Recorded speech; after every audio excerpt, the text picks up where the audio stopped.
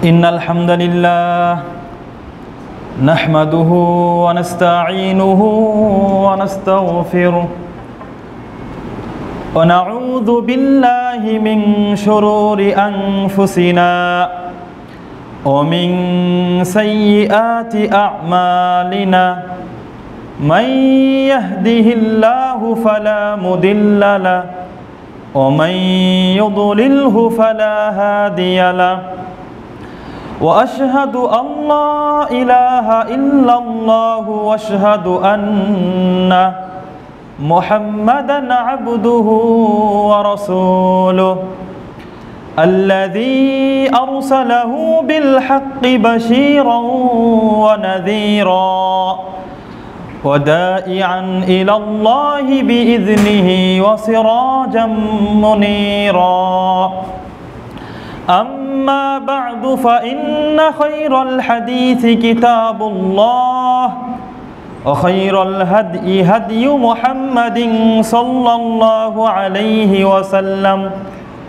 وشر الأمور محدثاتها وكل محدثة بدعة وكل بدعة ضلالة وكل ضلالة في النار أما بعد فأعوذ بالله من الشيطان الرجيم بسم الله الرحمن الرحيم يا أيها الذين آمنوا اتقوا الله حق تقاته ولا تموتن إلا وأنتم مسلمون يا أيها الناس اتقوا ربكم الذي خلقكم من نفس واحدة وخلق منها زوجها وبث منهما رجالا كثيرا ونساء واتقوا الله الذي تساءلون به والأرحام إن الله كان عليكم رقيبا يا أيها الذين آمنوا اتقوا الله وقولوا قولا سديدا يصلح لكم أعمالكم ويغفر لكم ذنوبكم ومن يطع الله ورسوله فقد فاز فوزا عظيما أما بعد فقد قال الله تبارك وتعالى في كلامه المجيد وفرقانه الحميد أعوذ بالله من الشيطان الرجيم إن الذين قالوا ربنا الله ثم استقاموا تتنزل عليهم الملائكة ألا تخافوا ولا تحزنوا وأبشروا بالجنة التي كنتم توعدون وقال تعالى فاستقم كما أمرت ومن تاب معك فإنه بما تعملون بصير وعن سفيان بن عبد الله رضي الله عنه قال قلت يا رسول الله قل لي في الإسلام قولا لا أسأل عنه أحدا غيرك قال قل آمنت بالله ثم استقم الحمد لله সমস্ত প্রশংসা সেই মহান আল্লাহ সুবহানাহু ওয়া তাআলার জন্য যে আল্লাহ সুবহানাহু ওয়া তাআলা আমাদেরকে ইসলামের মাধ্যমে সম্মানিত করেছেন, যে আল্লাহ সুবহানাহু ওয়া তাআলা আমাদের রিজিক দাতা, যিনি আমাদের হায়াত ও মওতের মালিক, যে আল্লাহ সুবহানাহু ওয়া তাআলা আমাদেরকে সুস্থ রেখে জুমার খুতবার শুরুতেই তার ইবাদতের উদ্দেশ্যে দুনিয়ার সর্বশ্রেষ্ঠ জায়গা মসজিদে আসার তৌফিক দান করলেন, সেই মহান আল্লাহ সুবহানাহু ওয়া তাআলার দরবারে লাখো কোটি কালিমাতুশ শুকর আদায় করি, সকলেই বলি আলহামদুলিল্লাহ। দরুদ ও তাসলিম বর্ষিত হতে থাক এই বিশ্বের বুকে প্রেরিত সকল নবী ও রাসূলদের প্রতি, বিশেষ করে আমাদের শেষ নবী, সর্বকালের সর্বশ্রেষ্ঠ মহামানব, মানবতার মুক্তির দিশারি, রহমাতাল লিল আলামিন, খাতামুন নবিয়্যিন মুহাম্মাদুর রাসূলুল্লাহ সাল্লাল্লাহু আলাইহি ওয়াসাল্লামের প্রতি, যেই নবী সাল্লাল্লাহু আলাইহি ওয়াসাল্লামের অক্লান্ত পরিশ্রমের মাধ্যমে আমরা পেয়েছি সুস্পষ্ট ধর্ম ইসলাম, যেই নবী মুহাম্মদ সাল্লাল্লাহু আলাইহি ওয়াসাল্লাম আমাদের জন্য সুপারিশ করবেন কিয়ামতের দিন, যিনি আমাদেরকে হাউজে কাউসারের পানি পান করাবেন, সেই নবীর প্রতি দুরূদ পাঠ করি। সকলেই বলি আল্লাহুম্মা সাল্লি আলাইহি, আল্লাহুম্মা বারিক আলাইহি, আল্লাহুম্মা সাল্লিম আলাইহি। অতএব উপস্থিত সম্মানিত মুসল্লিয়ানি কেরাম, আজকের জুমার খুতবার আলোচ্য বিষয় আল ইস্তিকামাতু আলাদ দ্বীন, বা দিনের উপর অবিচল থাকা, দিনের উপর অটল থাকা ইত্যাদি। উক্ত বিষয়টিকে সামনে রেখে কুরআন ও হাদিসের আলোকে আজকে জুমার খুতবা রাখার চেষ্টা করব। ওয়ামা তৌফিক ইল্লা বিল্লাহ, আলাইহি তাওয়াক্কালতু ওয়া ইলাইহি উনীব। প্রিয় উপস্থিতি, আল্লাহ সুবহানাহু ওয়া তাআলা আমাদেরকে যে সকল নিয়ামত দিয়েছেন, তার মাঝে সবচেয়ে শ্রেষ্ঠ, সবচেয়ে বড়, সবচেয়ে মহান নিয়ামতটি হলো আল্লাহর পক্ষ থেকে পাওয়া হেদায়েত বা ঈমান। এটা এজন্যই শ্রেষ্ঠ নিয়ামত, কেননা আল্লাহ রাব্বুল আলামিন আমাদেরকে সৃষ্টি করেছেন, তিনি এই পৃথিবীকে এক হাতে পরিচালনা করেন। এই আল্লাহ সুবহানাহু ওয়া তাআলাই আবার আমাদের জন্য নির্ধারণ করে রেখেছেন জান্নাত জাহান্নাম। সেই আল্লাহ সুবহানাহু ওয়া তাআলাই আমাদের জন্য দ্বীন হিসেবে মনোনীত করে দিলেন ইসলামকে। আবার তিনি ঘোষণা করে দিলেন যে এই ইসলাম ব্যতীত অন্য কোনো দ্বীন, অন্য কোনো ধর্ম তার কাছে গ্রহণযোগ্য হবে না, তিনি গ্রহণ করবেন না। আল্লাহ রাব্বুল আলামিন সেই গ্রহণযোগ্য দিনে, সেই মনোনীত দিনে আপনাকে আমাকে হেদায়েত দিলেন। সুতরাং এর থেকে শ্রেষ্ঠ নিয়ামত আর অন্য কিছু হতে পারে না। প্রিয় উপস্থিতি, আল্লাহ রাব্বুল আলামিন চাইলে আপনাকে আমাকে একজন হিন্দুর ঘরে জন্মগ্রহণ করিয়ে, একজন বৌদ্ধের ঘরে জন্মগ্রহণ করিয়ে, একজন খ্রিস্টানের ঘরে জন্মগ্রহণ করিয়ে, একজন ইহুদির ঘরে জন্মগ্রহণ করিয়ে, একজন অমুসলিম পরিবারে জন্মগ্রহণ করিয়ে আমাদেরকে পরীক্ষায় ফেলতে পারতেন। কিন্তু আল্লাহ সুবহানাহু ওয়া তাআলা এমনটি না করে আপনাকে আমাকে আমাদের প্রতি অনুগ্রহ করে মুসলিম পরিবারে জন্মগ্রহণ করিয়ে ঈমান আনার তৌফিক দান করলেন। যেই ঈমানের উপর অটল থাকার মাধ্যমে, যেই ঈমানটাকে বাস্তবায়ন করার মাধ্যমে, যেই ঈমানের উপর ইস্তিকামাত থাকার মাধ্যমে আমরা দুনিয়াতে থাকতেই আল্লাহ সুবহানাহু ওয়া তাআলার পক্ষ হতে জান্নাতের সার্টিফিকেট অর্জন করতে পারি। সুবহানাল্লাহ। সুতরাং এর থেকে বড় নিয়ামত, এর থেকে শ্রেষ্ঠ নিয়ামত আর অন্য কিছু হতে পারে না। কিন্তু এর জন্য শুধুমাত্র ঈমান আনলেই হবে না। ঈমান আনার পরে আমাদেরকে সেই ঈমানের উপর অটল থাকতে হবে, ঈমানের উপর স্থির থাকতে হবে, ঈমানটাকে বাস্তবায়ন করতে হবে। যত বাধাই আসুক না কেন, যত কষ্টই সহ্য হোক না কেন, যত ত্যাগই আমাদেরকে স্বীকার করতে হোক না কেন। কেননা ঈমান আনা যেমন কঠিন, ঈমানের উপর অটল থাকা, ঈমানের উপর অবিচল থাকা তার থেকে আরো বেশি কঠিন। বিশেষ করে বর্তমান সময়ে আরো বেশি কঠিন, কারণ দৈনন্দিন নতুন নতুন ফিতনা এসে আমাদের ঈমানের ভিতটাকে কাঁপিয়ে দেয়। কখনো হারাম সম্পর্ক, কখনো জনপ্রিয়তার নেশা, কখনো টাকার লোভ, কখনো নারীর ফিতনা, কখনো খুন খারাপ, জুলুম, নির্যাতন ইত্যাদি, যা আমাদের চোখ কান অন্তরকে বন্দী করে ফেলে। প্রিয় উপস্থিতি, আজকে চোখ খুললেই গুনাহ, কান খুললেই ফিতনা, হাত বাড়ালেই হারাম, মাথা তুললেই লজ্জাহীনতা, ডান দিক থেকে শয়তান ডাকে, বাম দিক থেকে শয়তান ডাকে, চতুর্দিকে শুধু ফিতনা আর ফিতনা। যেখানে নিজের ঈমান নিয়ে বেঁচে থাকা, নিজের ইমানের উপর ইস্তিকামত থাকাই যেন এক প্রকার জিহাদ। প্রিয় উপস্থিতি, এই পৃথিবীতে আমরা প্রত্যেকেই, এই পৃথিবীর ময়দানটাই হলো একটা পরীক্ষার ময়দান। এই পৃথিবীতে আমাদের সবচেয়ে বড় পরীক্ষাটি হলো ইমানের উপর অবিচল থাকা, ইমান নিয়ে বেঁচে থাকা এবং এই ইমানটা নিয়েই আল্লাহ সুবহানাহু ওয়া তাআলার কাছে চলে যাওয়া।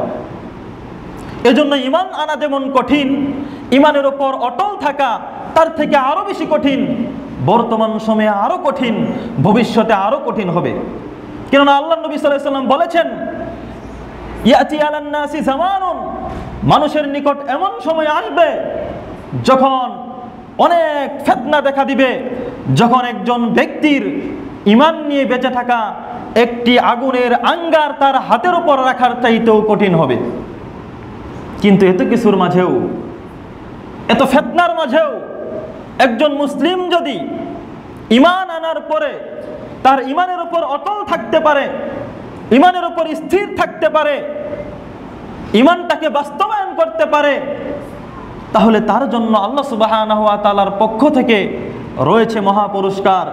তাদের জন্য সুসংবাদ ঘোষণা করে আল্লাহ সুবহানাহু ওয়া তাআলা বলছেন, ইন্নাল্লাযীনা ক্বালু রাব্বুনাল্লাহ, নিশ্চয়ই যারা বলে আমার রব আল্লাহ, অর্থাৎ ঈমান আনে। নিশ্চয়ই যারা বলে আমার রব আল্লাহ অর্থাৎ ঈমান আনে, ঈমান আনার পরে তারা বসে থাকে না, সুম্মাস্তাকামু, এরপরে তারা এই ঈমানের উপর অটল থাকে, এই ঈমানের উপর স্থির থাকে, ঈমানের উপর অবিচল থাকে, দ্বীনের বিধিবিধানগুলো মেনে চলে, হালাল হারাম বেছে চলে, যে শিরকে লিপ্ত হয় না, তার ঈমানটাকে ধরে রাখে, আল্লাহর আদেশকে মেনে চলে, নিষেধ থেকে বিরত থাকে। কোন মুসলিম যদি ঈমান আনার পরে সুম্মাস্তাকামু, ঈমানের প্রতি অটল থাকে, তাহলে আল্লাহ রাব্বুল আলামিনের পক্ষ থেকে যখন ওই ব্যক্তির নিকট, ওই মুমিনের নিকট যখন মৃত্যু চলে আসবে, যখন দুনিয়া ছেড়ে তাকে আখিরাতে পরকালে চলে যেতে হবে, ওই মৃত্যুর মুহূর্তেই তাতানাজ্জালু আলাইহিমুল মালাইকা, আল্লাহর পক্ষ থেকে ফেরেশতারা এসে তাকে সুসংবাদ দেয়। ফেরেশতারা এসে মৃত্যুর সময় ওই বান্দাকে বলে, আল্লাহ তাখাফু, ওহে বান্দা তোমার কোনো ভয় নেই, তুমি দুনিয়াতে কি আমল করে গেলে, দুনিয়াতে যে সকল আমল করেছ এগুলো আমল বরবাদ হবে না, এই সকল আমলের কারণে তোমার কোনো ভয় নেই। ওয়ালা তাহজানু, এবং তোমার কোনো চিন্তাও নেই, তোমার মৃত্যুর পরে অপেক্ষা করতেছে কবর, তারপরে কিয়ামত, তারপরে জাহান্নাম, এগুলোর ব্যাপারে তোমার কোনোই ভয় নেই। আল্লাহ তাখাফু, তোমার কোনো ভয় নেই অতীতের বিষয়ে, ওয়ালা তাহজানু, ভবিষ্যতের বিষয় যেগুলো আসতেছে এগুলোর জন্য তোমার কোনো চিন্তাও নেই। ওয়া আবশিরু বিল জান্নাহ, এবং তোমরা ওই জান্নাতের সুসংবাদ গ্রহণ করো, আল্লাতী কুনতুম তুআদুন, যেই জান্নাতের সুসংবাদ, যেই জান্নাতের ওয়াদা তোমাদেরকে দেওয়া হয়েছে। আল্লাহু আকবার। এটা কাদের জন্য? কাদের জন্য এটা? যে মৃত্যুর সময় যখন আপনি দুনিয়া ছেড়ে আখিরাতে চলে যাবেন, ওই মুহূর্তে এসে ফেরেশতারা আপনাকে আমাকে সুসংবাদ দিবে যে তোমার কোনো ভয় নেই, তোমার কোনো চিন্তাও নেই, তুমি ওই জান্নাতের সুসংবাদ গ্রহণ করো যেই জান্নাতের ওয়াদা তোমাদেরকে দেওয়া হয়েছে। আল্লাহু আকবার। এটা কাদের জন্য? ইন্নাল্লাযীনা ক্বালু রাব্বুনাল্লাহ, যারা বলে আমার রব আল্লাহ অর্থাৎ ঈমান আনে, ঈমান আনার পরে বসে থাকে না। মুসলিম পরিবারে জন্মগ্রহণ করেছে বিধায় মুসলিম এমন না, সে মুসলিম দেশে বসবাস করে বিধায় মুসলিম এমন না, সে প্রকৃতপক্ষে ঈমান এনেছে, সুম্মাস্তাকামু, এরপর ঈমানের উপর অবিচল থেকেছে, সৎ আমল করেছে, আল্লাহর সাথে শিরকে লিপ্ত হয়নি, সে সুদ ঘুষ ইত্যাদি পাপে লিপ্ত হয়নি, ঈমানের উপর স্থির থেকেছে যে ব্যক্তি, ওই বান্দার জন্য যখন মৃত্যু আসবে তখন আল্লাহর পক্ষ থেকে ফেরেশতারা এসে তাকে জান্নাতের সুসংবাদ দেবে। আল্লাহু আকবার। প্রিয় উপস্থিতি, কোনো ব্যক্তিকে যদি যখন সে দুনিয়া থেকে চলে যাবে ওই মুহূর্তে যদি তাকে জান্নাতের সুসংবাদ দেওয়া হয়, তাহলে এর থেকে বড় নিয়ামত, এর থেকে খুশির সংবাদ আর কিছু হতে পারে? এটা কাদের জন্য? যারা দ্বীন আনার পরে, ঈমান আনার পরে ঈমানের উপর অবিচল থাকবে তাদের জন্য। শুধু তাই নয়, নবী সাল্লাল্লাহু আলাইহি সাল্লামের হাদিস থেকে পাওয়া যায়, নবী সাল্লাল্লাহু আলাইহি সাল্লাম বলছেন যে কোনো ব্যক্তি যদি ঈমান আনার পরে ঈমানের প্রতি অবিচল থাকে, ইমানের প্রতি অটল থাকে, দ্বীনের বিধিবিধানগুলো মেনে চলে, যারা মুমিন, এই সকল বান্দা যখন তাদের নিকট মৃত্যু চলে আসবে, যখন তাদের বয়স শেষ হয়ে যাবে, আল্লাহর কাছে যখন চলে যেতে হবে, ওই মৃত্যুর মুহূর্তে ওই বান্দার জানটাকে কবজ করার জন্য, ওই বান্দার আত্মাটাকে নিয়ে যাওয়ার জন্য আসমানবাসীদের মাঝে, ফেরেশতাদের মাঝে একটা আলোড়ন সৃষ্টি হয়ে যায়। বর যাত্রীকে আনতে গেলে যেমন মানুষদের মধ্যে একটা আলোড়ন সৃষ্টি হয়ে যায়, ঠিক তেমনি ভাবে ওই মুমিন বান্দার যে দ্বীন আনার পরে, ঈমান আনার পরে, ঈমানের উপর ইস্তিকামত থেকেছে, সৎ আমল করেছে, মুমিন ওই বান্দার জানটাকে কবজ করার জন্য আকাশবাসীদের মাঝে, ফেরেশতাদের মাঝে একটা আলোড়ন সৃষ্টি হয়ে যায়। অতঃপর তার নিকট যখন মৃত্যু আসে, তখন আল্লাহর পক্ষ থেকে কিছু ফেরেশতারা তার নিকট আসে। এমন ফেরেশতা যাদের চেহারাগুলো উজ্জ্বল, অত্যন্ত সুন্দর চেহারা বিশিষ্ট, তাদের গায়ে পোশাক থাকে অত্যন্ত সুন্দর পোশাক, যেই পোশাকের ভিতর জান্নাতের সুগন্ধি মিশ্রিত থাকে, এবং তাদের হাতে থাকে একটি কাফনের কাপড়, দুনিয়ার কাফনের কাপড় নয়, জান্নাতের কাফনের কাপড়, যেই জান্নাতের কাফনের কাপড়ে আবার জান্নাতেরই সুগন্ধি মিশ্রিত। এই রকম ফেরেশতারা সুন্দর চেহারা বিশিষ্ট ওই বান্দার মৃত্যুর সময় তার নিকট আসে। আসার পরে ফেরেশতারা বসে পড়ে। এরপরে মালাকুল মাউত ওই বান্দার নিকট আসে, এসে বলে, ইয়া আইয়াতুহান নাফসুত তাইয়্যিবা, ওহে পবিত্র আত্মা, ওহে প্রশান্তময় আত্মা, উখরুজি ইলা মাগফিরাতিম মিনাল্লাহি ওয়া রিদওয়ান, তুমি আল্লাহর সন্তুষ্টি এবং আল্লাহর ক্ষমার দিকে বের হও। ওই আত্মাটাকে বলতে থাকে, কোন আত্মা? যে দ্বীন আনার পরে, ঈমান আনার পরে, ঈমানের পর ইস্তিকামত থাকে, সৎ আমল করে, ওই বান্দার বলে, উখরুজি আইয়াতুন নাফসুত তাইয়্যিবা, ওহে প্রশান্তময় আত্মা, ওহে পবিত্র আত্মা, তুমি বের হও ইলা মাগফিরাতিম মিনাল্লাহি ওয়া রিদওয়ান, তোমার রবের ক্ষমার দিকে এবং তোমার রবের সন্তুষ্টির দিকে তুমি বের হও। এরপরে ওই বান্দার জানটাকে কবজ করা হয় এমনভাবে, যেমন একটা কলস থেকে পানি ঢাললে যেমন কোনো কষ্ট হয় না, পানি পড়তে যেমন কোনো কষ্ট হয় না, ঠিক তেমনিভাবে ওই মুমিন বান্দার জানটাকে কবজ করা হয়, তার কোনো কষ্ট হয় না, খুব সুন্দরভাবে তার আত্মাটাকে বের করা হয়। ফেরেশতারা তার আত্মাটাকে বের করার সাথে সাথেই মুহূর্তের মাঝেই ওই যে জান্নাতের সেই কাফনের কাপড়ে পেঁচিয়ে ফেলে, পেঁচিয়ে তার আত্মাটাকে নিয়ে উপরের দিকে যেতে থাকে। যখন তার প্রথম আসমানে যায়, প্রথম আসমানে যাওয়ার পরে যেই আসমান দিয়ে অতিক্রম করে ওর আত্মা থেকে সুঘ্রাণ বের হতে থাকে, তখন আসমানবাসী, প্রথম আসমানে যারা রয়েছে ফেরেশতা, তারা জিজ্ঞেস করে, এই বান্দা কে? এত সুন্দর ঘ্রাণ বের হচ্ছে তার আত্মা থেকে, এই বান্দা কে? তখন ফেরেশতারা তার নাম ধরে বলে, এ হচ্ছে অমকের ছেলে অমক। সুন্দর নাম ধরে এভাবে ডাকে, যে দুনিয়াতে দ্বীন এনেছিল, ঈমান এনেছিল, ঈমান আনার পরে ঈমানের উপর ইস্তিকামত ছিল, দ্বীনকে মেনে চলেছে, এটা হচ্ছে অমকের ছেলে অমক, এইভাবে নাম ধরে ডাকে।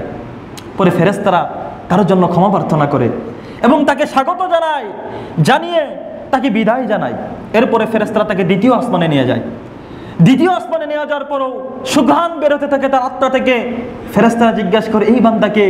একইভাবে এই ফেরেশতারা উত্তর দেয়, এ হচ্ছে অমকের ছেলে অমক, যে দুনিয়াতে মুমিন ছিল, ঈমান আনার পর ঈমানের উপর ইস্তিকামত অটল ছিল। অতঃপর ফেরেশতারা তার জন্য দোয়া করে এবং তাকে তৃতীয় আসমানে স্বাগত জানিয়ে তৃতীয় আসমানে পাঠিয়ে দেয়। এরপরে তৃতীয় আসমানে গেলে ফেরেশতারা আবারও তাকে জিজ্ঞাসা করে, এই বান্দা কে? এত সুঘ্রাণ বার হচ্ছে, এই বান্দা কোন বান্দা এটা? তখন ফেরেশতারা তার নাম ধরে ডাকে। এভাবে তৃতীয় আসমান, চতুর্থ আসমান, পঞ্চম আসমান, ষষ্ঠ আসমানে যখন যায়, এভাবে আল্লাহ রাব্বুল আলামিনের কাছে সপ্তম আসমানে যখন নিয়ে যাওয়া হয় তার আত্মাটাকে, তখন আল্লাহ রাব্বুল আলামিন বলেন, এই বান্দার নামটা তোমরা ইল্লিয়িনে লিখে রাখো।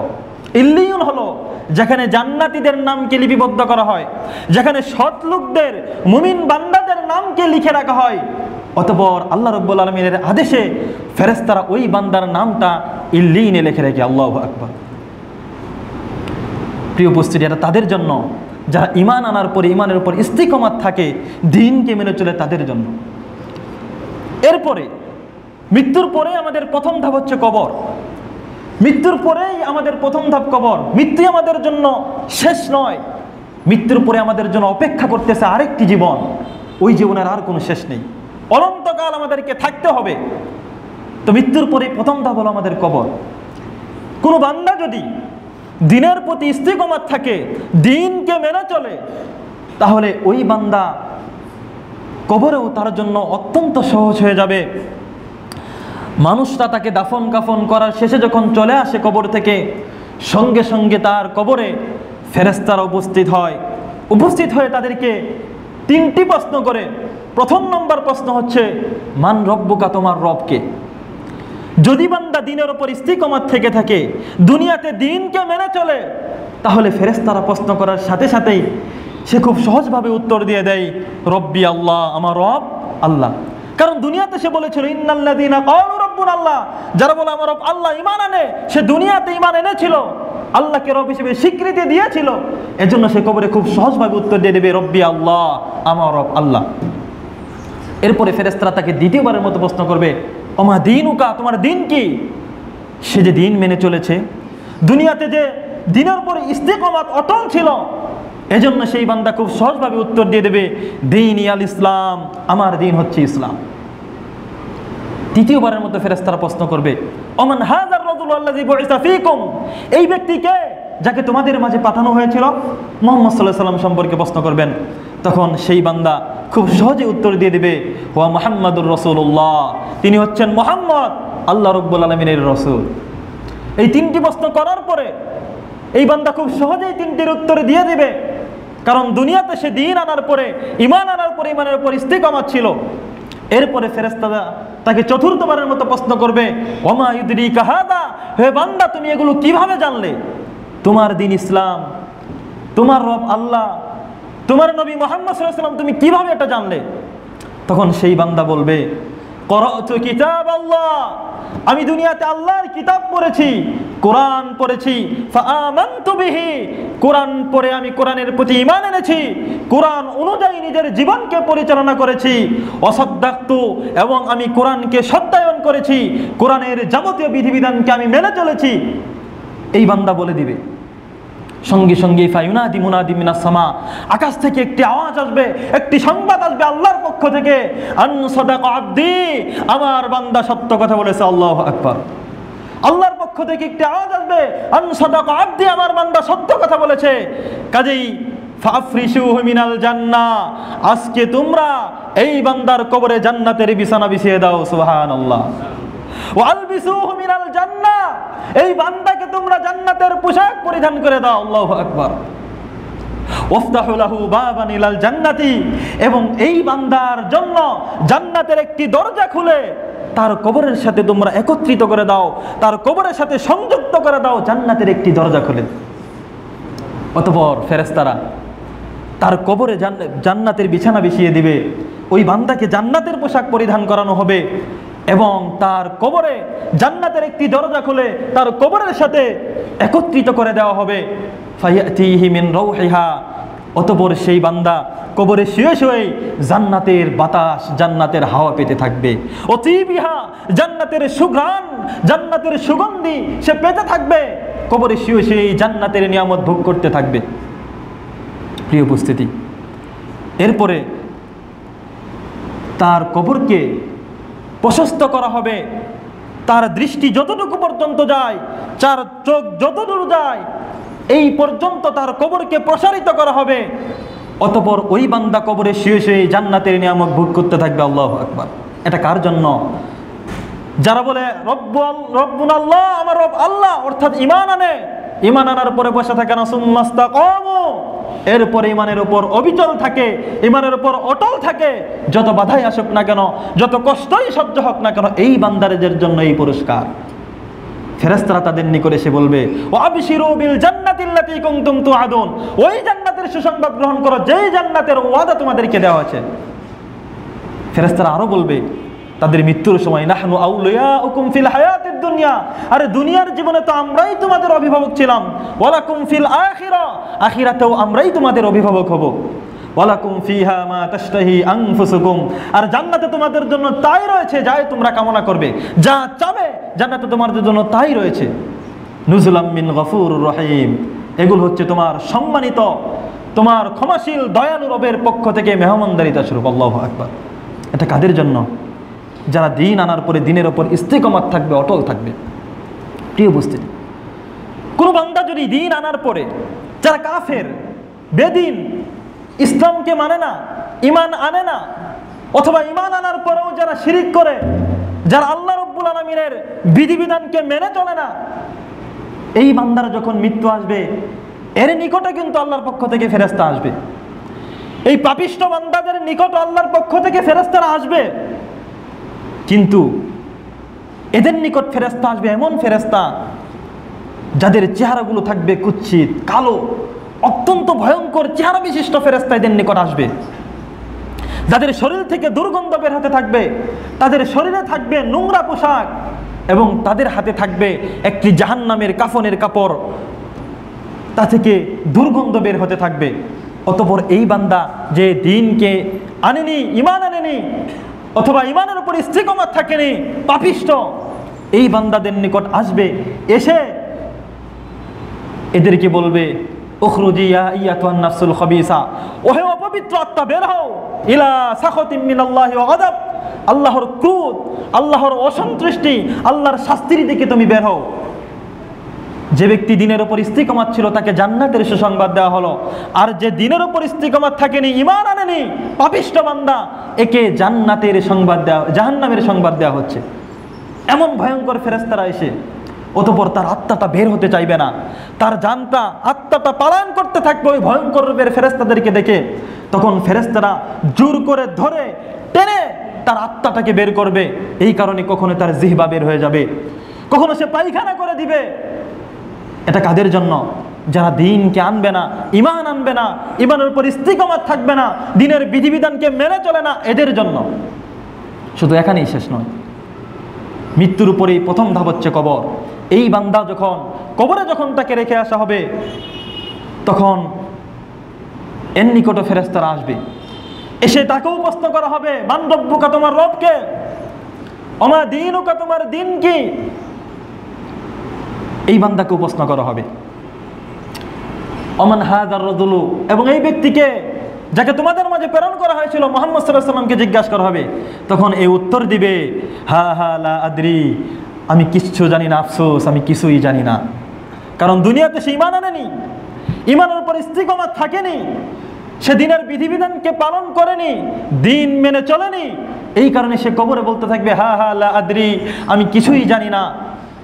তখন ফায়ুনাদি মুনাদিম মিনাস সামা, আকাশ থেকে আল্লাহর পক্ষ থেকে একটি আওয়াজ আসবে, আন কাযাবা আবদি, আমার এই বান্দা মিথ্যা কথা বলেছে, কাজেই ফাফরিশুহু মিনান নার, তার কবরে জাহান্নামের বিছানা বিছিয়ে দাও, নাউযুবিল্লাহ, ওয়ালবিসুহু মিনান নার, এবং তাকে জাহান্নামের পোশাক পরিধান করিয়ে দাও, আফতাহু লাহু বাবান ইলান নার, এবং জাহান্নামের একটি দরজা খুলে তার কবরের সাথে তোমরা মিশ্রিত করে দাও, কবরের সাথে মিলিয়ে দাও।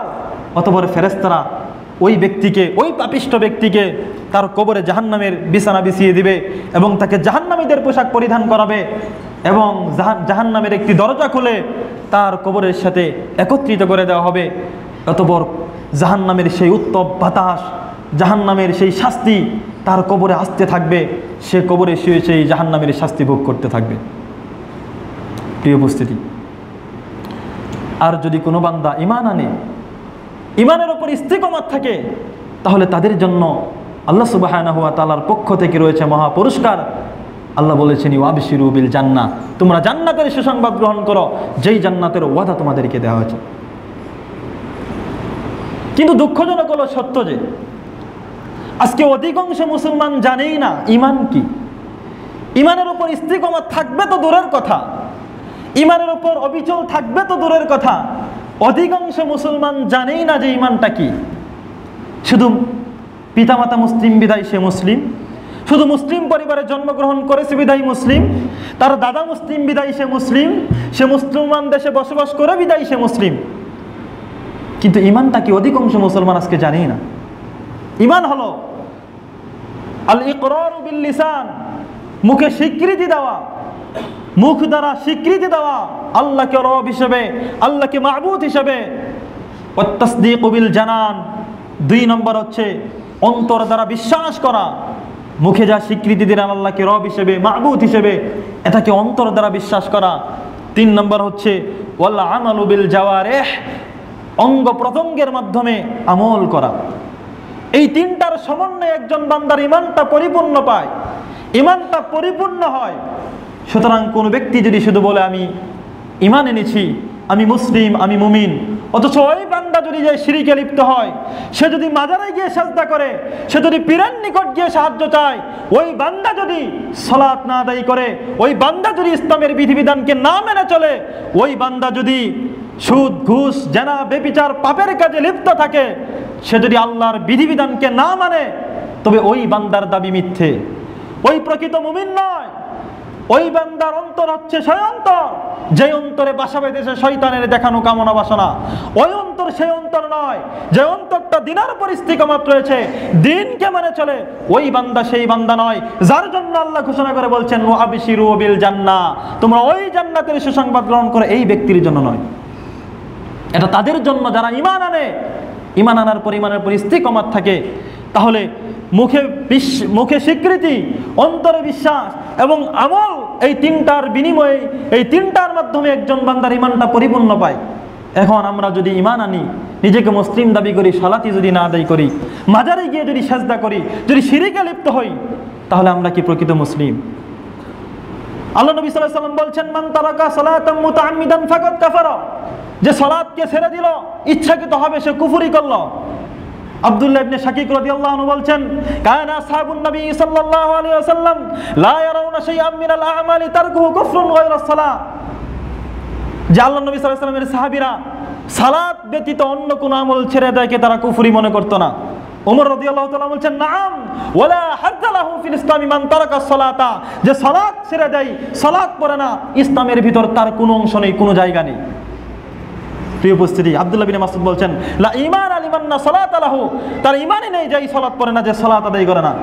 তাহলে আমরা যদি নিজেদেরকে মুসলিম দাবি করি, সালাত না আদায় করি, ইসলামের বিধিবিধানকে না মেনে চলি, তাহলে আমাদের দাবি কি সত্য?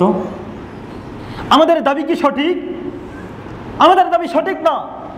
যদি আমরা মুসলিম দাবি করি কিন্তু এগুলো আমল যদি না করি, তাহলে আমাদের দাবি মিথ্যে। তাই মনে রাখতে হবে, অন্তরের আমল হচ্ছে ঈমান, আর অঙ্গ প্রত্যঙ্গের আমল হচ্ছে ইস্তিকামাত। আর মুখে বিশ্বাস, মুখে স্বীকৃতি, অন্তরে বিশ্বাস এবং আমল, তিনটার বিনিময়ে একজন বান্দার ঈমানটা পরিপূর্ণতা লাভ করে। এই তিনটার বিনিময়ে আমরা একজন প্রকৃতপক্ষে মুমিন হতে পারবো। সম্মানিত উপস্থিতি, আজকে অধিকাংশ মুসলমান তারা দিনকে মেনে চলে না, অথচ মুসলমান পরিবারে জন্মগ্রহণ করেছি বিধায় আমরা নিজেদেরকে মুসলিম দাবি করি। যদি আমাদের অবস্থা এরকম হয়, তাহলে একবার চিন্তা করুন তো, ওই মক্কার মুশরিকদের মাঝে এবং আমাদের মাঝে পার্থক্যটা কোথায়? মক্কার মুশরিকরাও বিশ্বাস করতো আসমান এবং জমিনকে সৃষ্টি করেছে, তারা বলতো আল্লাহ। কে মানুষের রিজিক দেয়? তারা বলতো আল্লাহ। মানুষের হায়াত ও মওতের মালিক কে? তারা বলতো আল্লাহ। আমার কথা নয়, আল্লাহ নিজেই কোরআনে বলছেন লাইন সাআলতাহুম মান খালাকাস সামাওয়াতি ওয়াল আরদ, হে নবী যদি আপনি তাদেরকে জিজ্ঞেস করেন এই আসমান জমিন কে সৃষ্টি করেছে, লা ইয়াকুলুন্না আল্লাহ, তারা বলবে আল্লাহ। মক্কার মুশরিকরা। কুল মান ইয়ারযুকুকুম মিনাস সামাই ওয়াল আরদ, হে নবী আপনি তাদেরকে বলুন কে আসমান এবং জমিন থেকে মানুষদেরকে রিজিক দেন। আম্মা ইয়াবলিগুস সামআ ওয়াল আবসার, কে মানুষের চোখ কানের মালিক? কে মানুষ? ওমা ইখরিজুল হাইয়া মিনাল মাইয়িতি ওয়া ইখরিজুল মাইয়িতা মিনাল হাই, কে জীবিত থেকে মরণকে, মরণ থেকে জীবিতকে বের করেন? ফাসায়াকুলুন আল্লাহ, তারা অবশ্যই বলবে আল্লাহ। মক্কার মুশরিকরা। কিন্তু তারা পথভ্রষ্ট কেন? কেন তারা জাহান্নামে যাবে? কারণ তারা ঈমান আনার পরেও তারা ঈমান আনেনি, এই বিশ্বাস দিত, কিন্তু আল্লাহই যে একমাত্র ইবাদতের হকদার, আল্লাহই যে একমাত্র ইবাদত পাওয়ার যোগ্য, তারা এই বিশ্বাস করত না। তারা আল্লাহর কাছে পৌঁছার জন্য মূর্তিকে মাধ্যম হিসেবে গ্রহণ করত। তারা বিভিন্ন প্রকার মূর্তির ইবাদত করত, এজন্যই তারা পথভ্রষ্ট।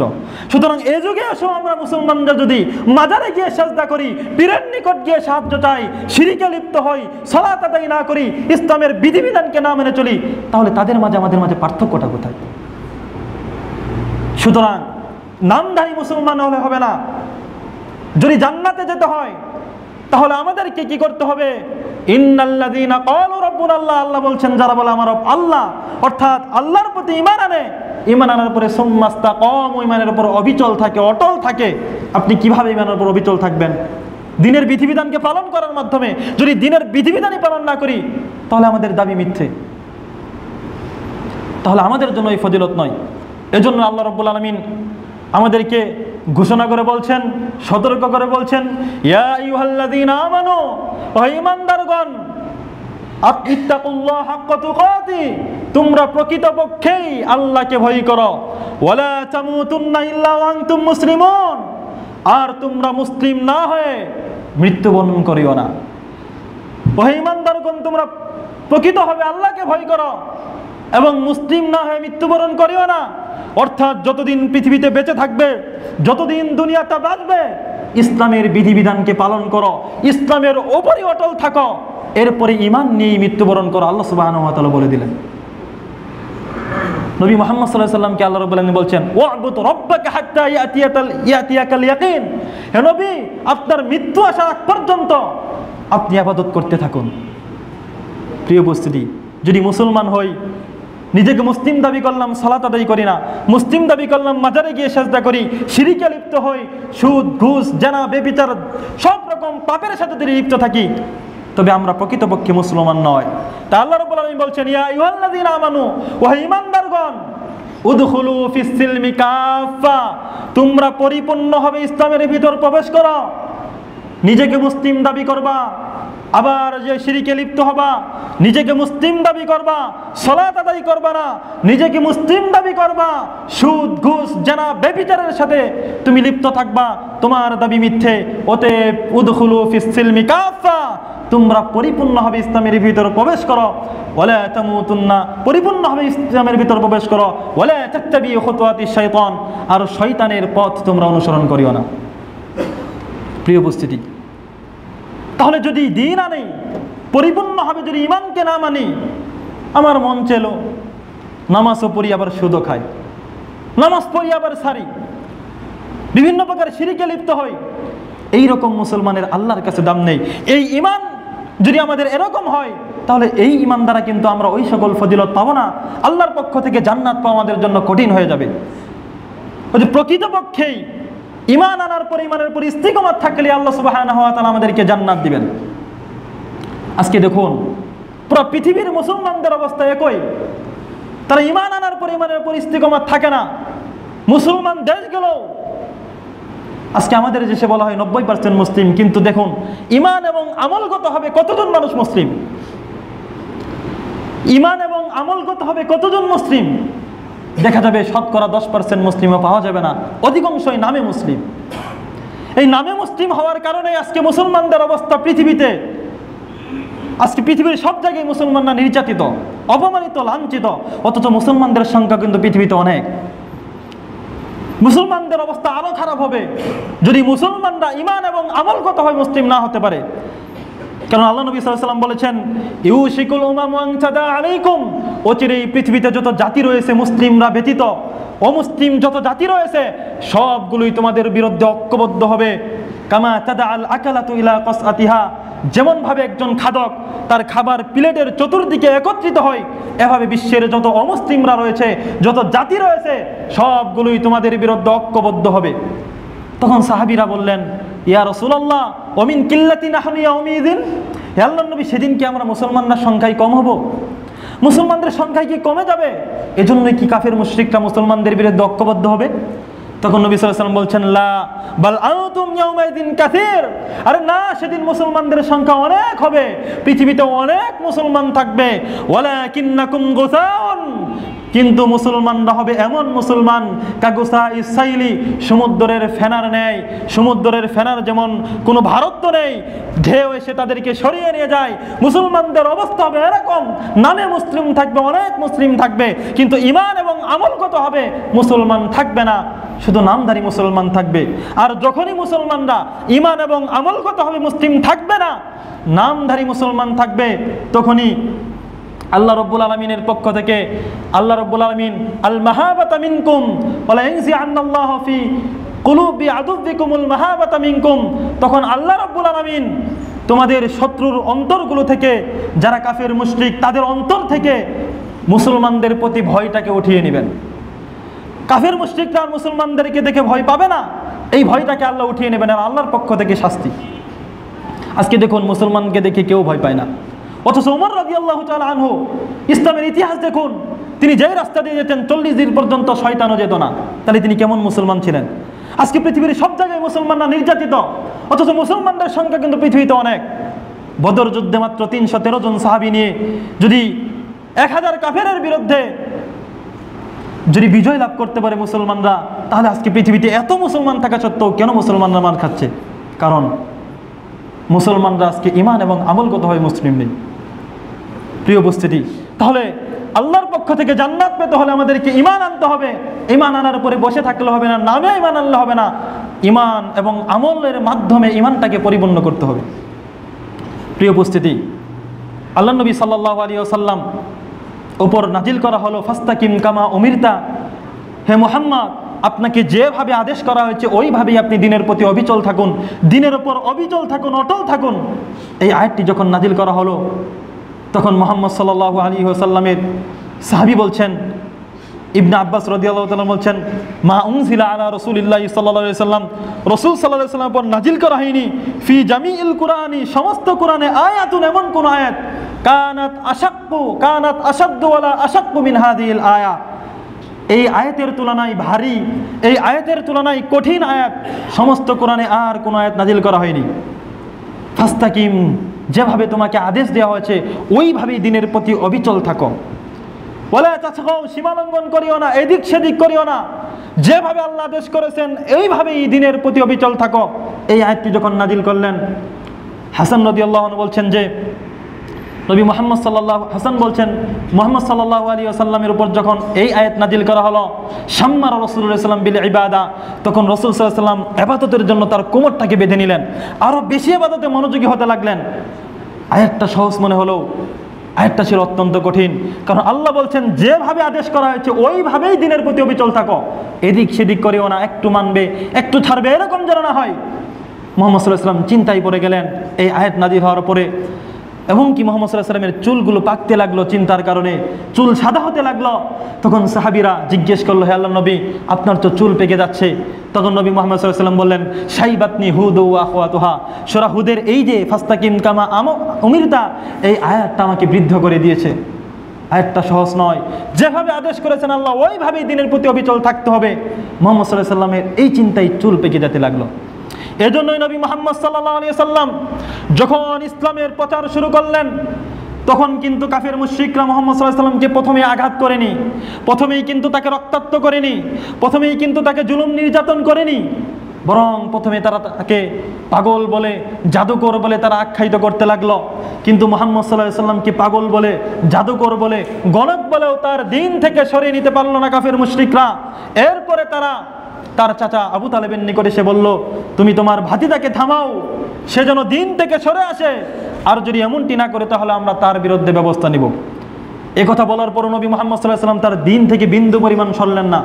কাফের মুশরিকদের ধমকে তিনি তার দিন থেকে বিন্দু পরিমাণ এদিক সেদিক হলেন না।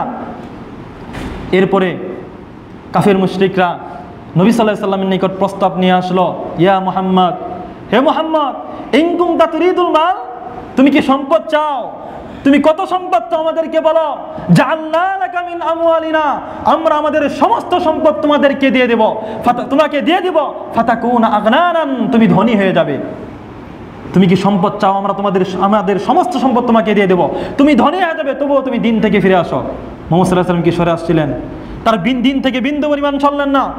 কাফের মুশরিকরা দ্বিতীয়বারের মতো তাকে প্রস্তাব করলো, ওয়া ইন কুনতা তুরিদুশ শারাফা, ও হে মুহাম্মদ, তুমি কি ক্ষমতা চাও? তুমি কি নেতৃত্ব চাও? যদি তুমি নেতৃত্ব চাও তাহলে আমাদেরকে বলো, সাওয়াদনাকা আলাইনা, আমরা তোমাকে আমাদের নেতা বানাবো, আরবের নেতা বানাবো। ফালা নাকতু আমরান দুনাকা, তুমি ব্যতীত আমরা কোনো সিদ্ধান্তই গ্রহণ করব না। তুমি কি নেতৃত্ব চাও আমাদেরকে বলো। তাকে নেতৃত্বের লোভ দেখানো হলো। মুহাম্মদ সাল্লাল্লাহু আলাইহি ওয়াসাল্লাম কি দিন থেকে সরে গিয়েছিলেন? বিন্দু পরিমাণ দিন থেকে সরলেন না। এরপরে কাফের মুশরিকরা আবার প্রস্তাব করলো, ওয়া ইন কুনতা তুরিদুন নিসা, ও হে মুহাম্মদ, তুমি কি নারীদেরকে চাও? যদি তুমি নারীদেরকে চাও তাহলে বলো, যাওয়াজনাকা আজমালাহুন্না, আমরা আমাদের আরবের সুন্দর নারীদের সঙ্গে তোমাকে বিবাহ দিয়ে দেব। তাখতারু মিনহুন্না মান তাশা, যাকে ইচ্ছা তুমি তাদের মাঝ থেকে বেছে নাও। মুহাম্মদ সাল্লাল্লাহু আলাইহি ওয়াসাল্লাম কি দিন থেকে সরে এসেছিলেন? মুহাম্মদ সাল্লাল্লাহু আলাইহি ওয়াসাল্লাম বিন্দু পরিমাণ দিন থেকে সরলেন না। একবার নিজের বিবেক দিয়ে চিন্তা করে দেখুন, প্রস্তাবগুলো কিন্তু খুবই সহজ ছিল না। একজন পুরুষ মানুষ যে বিষয়ে দুর্বল, প্রথম নম্বর টাকার কাছে মানুষ দুর্বল। আজকে একবার তাকিয়ে দেখুন, টাকার জন্যই মানুষ মানুষকে হত্যা করে, টাকার জন্যই মানুষ মানুষের সাথে অন্যায় করে। আজকে আমাদের দেশে কি হচ্ছে? এই টাকার লোভ নবী মুহাম্মদ সাল্লাল্লাহু আলাইহি ওয়াসাল্লামকে সরাতে পারলো না দিন থেকে। দ্বিতীয়ত নেতৃত্বর লোভ। অত্যন্ত মানুষকে যদি আপনাকে আমাকে যদি বলা হয় নেতা বানাবো, আমরা আমাদের দিনকে বিক্রি করতেও প্রস্তুত। আমরা এমন দুর্বল মুসলিম, মুহাম্মদ সাল্লাল্লাহু আলাইহি ওয়াসাল্লামকে নেতা বানানোর প্রস্তাব দিল, কিন্তু মুহাম্মদ সাল্লাল্লাহু আলাইহি ওয়াসাল্লাম দিন থেকে সরলেন না, দিন থেকে বিন্দু পরিমাণ চললেন না। তো আমাদের দেশের নেতারা এই দিনের বিধিবিধানকেই বাদ দেয় নেতা হওয়ার জন্য, বলি ইসলামের আইনই আমরা মানি না, ইসলামকে বিশ্বাস করি না।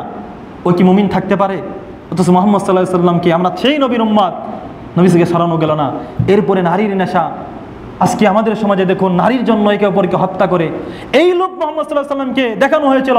মুহাম্মদ সাল্লাল্লাহু আলাইহি ওয়াসাল্লাম দিন থেকে বিন্দু পরিমাণ সরলেন না, বরং তিনি স্পষ্ট ভাষায় বলে দিলেন, ইয়া আম্মি, হে আমার চাচা, ওয়াল্লাহি, আল্লাহর শপথ, লাউ আন্না শামসা ফি ইয়ামিনি, যদি কাফের মুশরিকরা সূর্যকে আমার ডান হাতে এনে দেয়, ওয়াল কমারু ফি ইয়াসারি, চন্দ্রকে যদি আমার বাম হাতে এনে দেয়, এনে দিয়েও যদি আমাকে বলে আলা আন আতরুকা হাযাল আমর, আমি যেই দিনের প্রতি রয়েছি এই দিন থেকে যদি আমাকে বিন্দু পরিমাণ সরতে বলে, মা তারাকতুহু, আমি মুহাম্মদ সাল্লাল্লাহু আলাইহি ওয়াসাল্লাম দিন থেকে বিন্দু পরিমাণ সরব না। আল্লাহু আকবার। প্রিয় উপস্থিতি, আমরা সেই নবীর উম্মত, অথচ দেখুন আমরা দিনই মানি না। এরপর নবী মুহাম্মদ সাল্লাল্লাহু আলাইহি ওয়াসাল্লাম এইগুলো প্রস্তাব তাকে দিন থেকে সরানো না। তারপরে কাফের মুশরিকরা তাকে নির্যাতন করতে শুরু করলো। তিনি যখন সালাত আদায় করতেন, উটের পচা ভুঁড়ি তার উপর চাপিয়ে দিত। এতেও দিন থেকে সরানো গেল না। তাইফের ময়দানে তাকে রক্তাক্ত করা হলো, তাও মুহাম্মদ সাল্লাল্লাহু আলাইহি ওয়াসাল্লামকে দিন থেকে সরানো গেল না। বিভিন্নভাবে উহুদের ময়দানে তাকে আঘাত করা হলো, নবী মুহাম্মদ সাল্লাল্লাহু আলাইহি ওয়াসাল্লাম তার দিন থেকে সরলেন না। অথচ আমরা এই যুগে সালাত আদায় করি, আমাদের কেউ বাধা দেয় না, ইসলামের বিধিবিধান পালন করতে কেউ বাধা দেয় না। অথচ আমরা দিনকে মানি না, ইসলামকে মানি না। এটা সুযোগ পাওয়ার প্রতি। তাহলে আল্লাহ রাব্বুল আলামিন যদি আমাদেরকে ধরেন, তাহলে আমরা কি জবাব দেব? প্রিয় উপস্থিতি, সাহাবীরা এমনি এমনি জান্নাতের সুসংবাদ পায়নি দুনিয়াতে থাকতে। একবার চিন্তা করুন, বেলাল রাদিয়াল্লাহু তাআলা আনহু, তিনি অত্যন্ত সুন্দর ছিলেন না, তিনি ধনী ছিলেন না। এই বেলাল রাদিয়াল্লাহু তাআলা আনহু যখন ইসলাম গ্রহণ করলেন, তখন তিনি একজন দাস ছিলেন, তার মালিক তাকে বিভিন্নভাবে নির্যাতন করত। তার গলায় রশি লাগিয়ে ছোট ছোট শিশুদের কাছে ছেড়ে দিত। শিশুরা তাকে টেনে হেঁচড়ে তাকে রাস্তা দিয়ে নিয়ে বেরোতো, তার শরীরের চামড়া উঠে যেত। কিন্তু বেলাল রাদিয়াল্লাহু তাআলা আনহু একজন দাস হওয়া সত্ত্বেও তাকে কি দিন থেকে সরানো গিয়েছে? তিনি দিন থেকে সরে যায়নি। এই উত্তপ্ত গরমের ভিতর, তাপের ভিতর, মরুভূমিতে বেলাল রাদিয়াল্লাহু তাআলা আনহুকে হাত পা বেঁধে তাকে উল্টো দিক করে শুয়ে তার উপর বড় পাথর দিয়ে চাপা দিয়ে রাখা হতো। বেলাল রাদিয়াল্লাহু তাআলা আনহু দিন থেকে সরে গিয়েছিলেন? সরেননি। তিনি শুধু উচ্চারণ করতেন, আহাদ আহাদ, আল্লাহ এক, আল্লাহ এক। এই অবস্থা যদি আপনাদের আমাদের হতো, তাহলে আমরা কি করতাম? একবার চিন্তা করে দেখুন। প্রিয় উপস্থিতি, শুধু বেলাল রাদিয়াল্লাহু তাআলা আনহু নয়, খব্বাব বিন আরত রাদিয়াল্লাহু তাআলা আনহুকে শাস্তি দেওয়া হয়েছে। এভাবে আম্মার বিন ইয়াসির, তার পুরো পরিবার মিলে শাস্তি দেওয়া হয়েছে। সুহাইল আর রুমি রাদিয়াল্লাহু তাআলা আনহু। এভাবে দেখুন, ইসলামের একাধিক এইরকম ঘটনা রয়েছে। সাহাবীদেরকে শাস্তি দেওয়া হয়েছে, কিন্তু তারা দিন থেকে সরে যায়নি, দিনকে মেনে চলেছে। কারণ তারা এই হাদিসের মর্ম বুঝতো। নবী সাল্লাল্লাহু আলাইহি ওয়াসাল্লামের নিকট এসে জিজ্ঞেস করলো একজন সাহাবী, আব্দুল্লাহ ইবনে সুফিয়ান ইবনে আব্দুল্লাহ সাকফি রাদিয়াল্লাহু তাআলা আনহু, ইয়া রাসূলুল্লাহ, হে আল্লাহর নবী, কুল্লি ফিল ইসলামি কাওলান, আমাকে ইসলামের এমন একটি কথা বলে দিন, এমন একটি আমলের কথা বলে দিন, লা আসআলু আনহু আহাদান গায়রাকা, যেই কথাটি আপনি ব্যতীত আমি আর অন্য কাউকে জিজ্ঞাসা করব না, এমন একটি কথা বলে দিন। সাহাবীরা জিজ্ঞেস করলো সুফিয়ান ইবনে আব্দুল্লাহ সাকফি। নবী সাল্লাল্লাহু আলাইহি ওয়াসাল্লাম বললেন, ক্বালা কুল আমানতু বিল্লাহ, তুমি বলো আমি আল্লাহর প্রতি ঈমান এনেছি। তুমি আল্লাহর প্রতি ঈমান আনো, সুম্মাস্তাকিম, এরপর ঈমান আনার পরে ঈমানের পর অবিচল থাকো, অটল থাকো, যত বাধাই আসুক না কেন, যত কষ্টই সহ্য হোক না কেন। সাহাবীরা এই হাদিসের মর্ম বুঝতেন। এজন্যই কাফের মুশরিকদের জুলুম নির্যাতন সহ্য করো, তাদেরকে দিন থেকে সরানো যায়নি। আর আমাদের অবস্থা দেখুন, আমরা একটু সুযোগ পেলেই যদি ক্ষমতার লোভ দেখাই, আমরা শেষ দিনকে বিক্রি করে দেব। যদি আমাদেরকে টাকার লোভ দেখাই, যত ইমানদার হোক, দাড়িওয়ালা টুপিওয়ালা হোক, টাকার কাছে সে দুর্বল, টাকার কাছে সে সত্যকে মিথ্যা এবং মিথ্যাকে সত্য বলে উপস্থাপন করবে। আজকে দেখুন আমাদের দেশে এগুলো হচ্ছে। কিন্তু এই রকম যদি আমাদের মুসলমানদের অবস্থা হয়, তাহলে কিন্তু এই ইমানদার হয়ে, এই মুসলিম হয়ে কিন্তু আমরা আল্লাহর শাস্তি থেকে বাঁচতে পারবো না, বা আমরা কিন্তু জান্নাত অর্জন করতে পারবো না। অতএব আল্লাহ রাব্বুল আলামিনের নিকট দোয়া করি, আল্লাহ সুবহানাহু ওয়া তাআলা আমাদের প্রত্যেককেই একজন প্রকৃতপক্ষে ঈমান এবং আমলগতভাবে মুসলিম হওয়ার তৌফিক দান করুন, আমিন। আল্লাহ রাব্বুল আলামিন আমাদের প্রত্যেককেই দিনের উপর অটল থাকার তৌফিক দান করুন, আমিন। বারাকাল্লাহু লানা ওয়া লাকুম ফিল কুরআনিল আযীম ওয়া নাফা'না বিল আয়াতি ওয়াজ যিকরিল হাকীম।